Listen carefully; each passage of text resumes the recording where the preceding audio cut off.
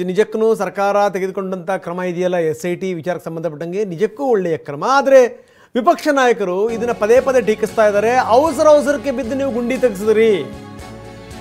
ಧರ್ಮಸ್ಥಳದ ವಿಚಾರಕ್ಕೆ ಸಂಬಂಧಪಟ್ಟಂಗೆ ಸರ್ಕಾರ ಎಡವಿತು. ಮಾಸ್ಕ್ ಮ್ಯಾನ್ ಪೂರ್ವಾಪರ ವಿಚಾರಿಸಬೇಕಾಗಿತ್ತು, ಆಮೇಲೆ SIT ರಚನೆ ಮಾಡಬೇಕಾಗಿತ್ತು. ಸರ್ಕಾರದ ನಡೆಗೆ ತೀವ್ರ ಅಸಮಾಧಾನ ವ್ಯಕ್ತವಾಗಿದೆ ವಿಪಕ್ಷಗಳಿಂದ. ಮೊದಲು ಯಾರು ದೂರು ಕೊಟ್ಟನಲ್ಲ ಅವನನ್ನು ವಿಚಾರಣೆಗೆ ಒಳಪಡಿಸಬೇಕಾಗಿತ್ತು. ಕಾನೂನು ಮೀರಿ ಶೋಧ ನಡೆಸಿ ತಲೆಬುರುಡೆ ತರಲಾಗಿದೆ. ಈ ಶವಶೋಧಕ್ಕೆ ಅನುಮತಿ ಕೊಟ್ಟಂತವ್ರು ಯಾರು? ಇದು ವಿಪಕ್ಷಗಳ ಪ್ರಶ್ನೆ. ನಿಜಕ್ಕೂ ಹಾಗಾದರೆ ಈ ಸರ್ಕಾರದ ವಲಯದಲ್ಲೂ ಕೂಡ ಇದೇ ರೀತಿಯ ಮನೋಭಾವನೆ ಇದೆಯಾ? ಇಲ್ಲ. ನೋಡಿ, SIT ಏನಾದರೂ ಮಾಡಲಿಲ್ಲ ಅಂದಿದ್ದಿದ್ರೆ ವಿಪಕ್ಷಗಳದನ್ನು ದೊಡ್ಡ ಅಸ್ತ್ರವನ್ನಾಗಿ ಬಳಸ್ತಾ ಇದ್ವು. ನೋ ಡೌಟ್, ದೊಡ್ಡ ಅಸ್ತ್ರ. ಕೊನೆಗೇನು ಅಂತಂದರೆ ಈ ಸಮಸ್ಯೆ ಬಗೆಹರಿದನೇ ಸಮಸ್ಯೆಯಾಗಿ ಉಳಿತಾ ಇತ್ತು. ಅಷ್ಟೇ ಅಲ್ಲ, ಗಂಟು ಕಗ್ಗಂಟಾಗ್ತಾ ಇತ್ತು. SIT ಮಾಡಿದ್ರು, ಒಳ್ಳೆಯ ಅಧಿಕಾರಿಗಳನ್ನು ಹಾಕಿದ್ರು. ಇದೆಲ್ಲದರ ಜೊತೆಗೆ ಏನಂದರೆ ಅಧಿಕಾರಿಗಳು ಕೂಡ ತಮ್ಮ ವ್ಯಾಪ್ತಿಯನ್ನು ಮೀರಿಸಿ ವಿಸ್ತರಿಸಿ ತನಿಖೆಯನ್ನು ಮಾಡಿದರು. ಸತ್ಯ ಹೊರಗಡೆ ಬಂದಿದೆ. ಈಗ ಇದೆಲ್ಲ ಚರ್ಚೆ ಬಂದಿರೋದು ಯಾಕಪ್ಪ ಅಂತಂತಂದರೆ ರಾಜಣ್ಣವರ ಸ್ಟೇಟ್ಮೆಂಟಿಂದಾಗಿ.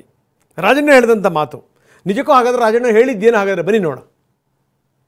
ಈಗ ಇದು ಯಾವುದೋ ತಲೆಬುರುಡೆ ಹಿಡ್ಕೊಂಡು ಇವ್ನು ಯಾರೋ ಹೇಳ್ದ ಅಂತೇಳಿ ಮೊದಲು ನಾನು ಕಂಪ್ಲೇಂಟ್ ಕೊಡೋಕೆ ಹೋದವನು ನನ್ನ ಪೂರ್ವಾಪರ ನೋಡಬೇಕಲ್ವ.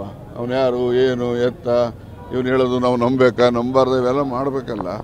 ಅದನ್ನೆಲ್ಲ ಪೂರ್ವಾಪರ ಅವೆಲ್ಲ ನೋಡ್ದೇ ಅವನ ಹತ್ರ 164 ಸ್ಟೇಟ್ಮೆಂಟ್ ಮಾಡಿಸಿ SIT ಮಾಡ್ಕೊಂಡು ಇಲ್ಲಿನ ತನಕ ಮಾಡಿರ್ತಕ್ಕಂಥದ್ದು ಇದು ಪ್ರಾರಂಭಿಕವಾಗಿಯೇ ಎಲ್ಲರೂ ಕೂಡ ಎಡವಿದ್ದಾರೆ ಅಂತಕ್ಕಂಥದ್ದು. ಅದರಿಂದ ನನ್ನ ಹೇಳಿಕೆ ಏನಪ್ಪ ಅಂತ ಹೇಳಿದ್ರೆ, ಆ ತಲೆಬುರುಡೆ ತಂದವನ್ನೇ ಇವರು ಅವನ ಪೂರ್ವಾಪರ ಪರಿಶೀಲನೆ ಮಾಡಬೇಕಾಗಿತ್ತು. ತಲೆಬುರುಡೆ ಎಲ್ಲಿ ಅವನಿಗೆ ಸಿಕ್ತು, ಅದು ಕಾನೂನು ಪ್ರಕಾರ ಅವನು ಅದನ್ನು ಇಟ್ಕೊಂಡಿದ್ದಾನ ಇಲ್ವಾ, ಅದನ್ನು ಆ ಹಂತದಲ್ಲೇ ಸಾಮಾನ್ಯ ಜ್ಞಾನ ಬಳಸಿ ವಿಚಾರಣೆ ಮಾಡಿಕೊಂಡಿದ್ರೆ ಈ ಎಲ್ಲ ರಾದ್ದಾಂತಗಳು ಕೂಡ ನಡೀತಾ ಇರಲಿಲ್ಲ ಅನ್ನೋದು ನನ್ನ ಒಂದು ತಿಳುವಳಿಕೆ. ಈಗ ಇದು ಯಾವುದೋ ತಲೆಬುರುಡೆ ಹಿಡ್ಕೊಂಡು ಇವನು ಯಾರೋ ಹೇಳ್ದ ಅಂತೇಳಿ ಮೊದಲು ಇದು ರಾಜಣ್ಣವ್ರ ಮಾತು. ರಾಜಣ್ಣವ್ರು ಹೇಳ್ತಿರುವಂಥ ಮಾತಲ್ಲೂ ಕೂಡ ಅರ್ಥ ಇದೆ.